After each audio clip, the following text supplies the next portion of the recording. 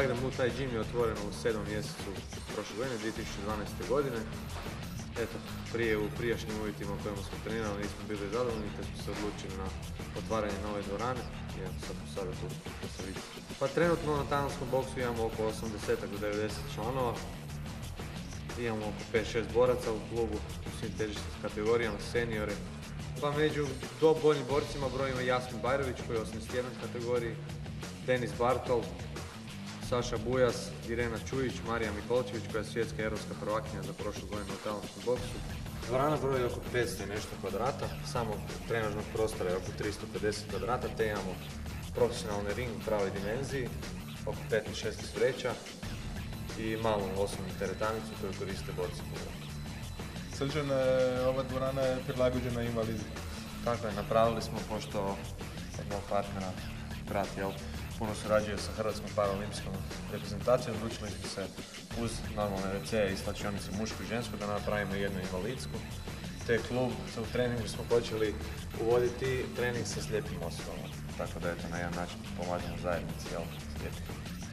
Puno vremena koje sam ja proveo po zagrebačkim dvoranama i hrvatskim što sam vidio, htio sam napraviti nešto što još nijedna dvorana do sad ne pruža, znači imati najmoderniju dvoranu specificiranu za talijanski boks, pošto mi treniramo talijanski boks ovdje, tako da eto, angažirali smo i gospodina Šimraka sa akademije koji nam je poslikao cijeli gornji strop. Mislim da je jedna od najmodernijih dvorana u Zagrebu. Također ovdje trenira i član Spartan Gyma Mladen Breslac, jedan od ponajboljih hrvatskih teškaša. Pa da, puno surađujemo sa dosta hrvatskih klubova iz talijanskog boksa, a najviše sa Spartan Gymom i njegovim trenerom Aleksandrom Kupcom, a i Mladen je moj dugogodišnji prijatelj, tako da trenira tu kad god može. Mladene, ti si podijelio svoje treninge između Spartan Gyma i Špirkove dvorane.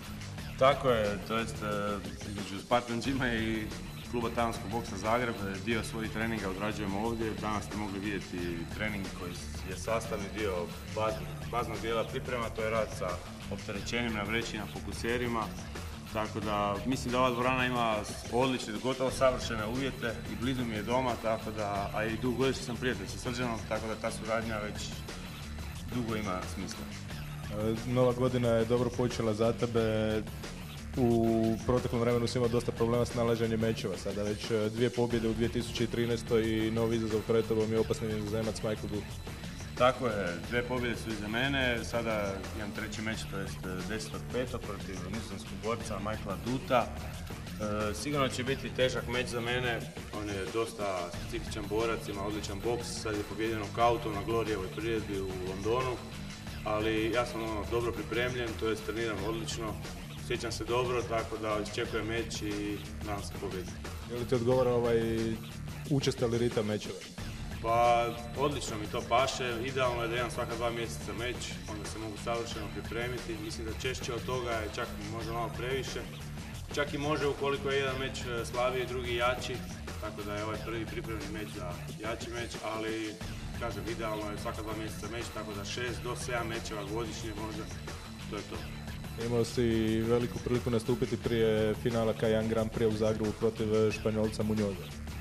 Moram zahvaliti gospodinu Zovku na prilici, to jest da me stavio na raspored prije točno finalne borbe, jer ipak najveća gledanost je na finalnoj borbi i odlično sam odradio meč, iako sam imao dosta tvrdog protivnika, ali eto, pobjedio sam, bio sam puno bolji od njega.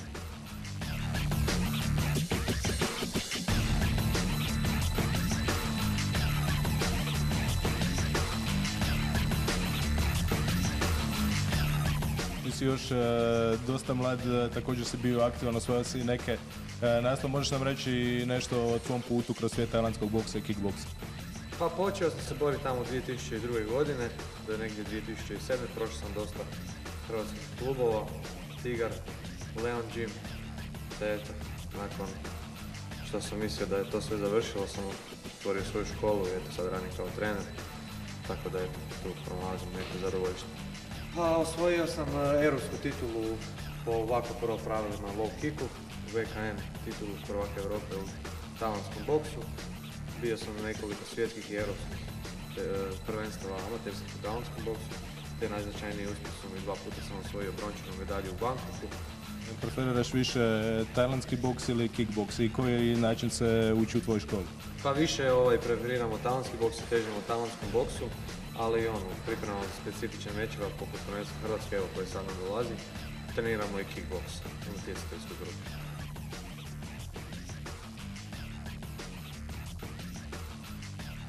Ja sam Mladen Brestovac i dođite u Muay Thai Gym Zagreb i naučite kako se udara.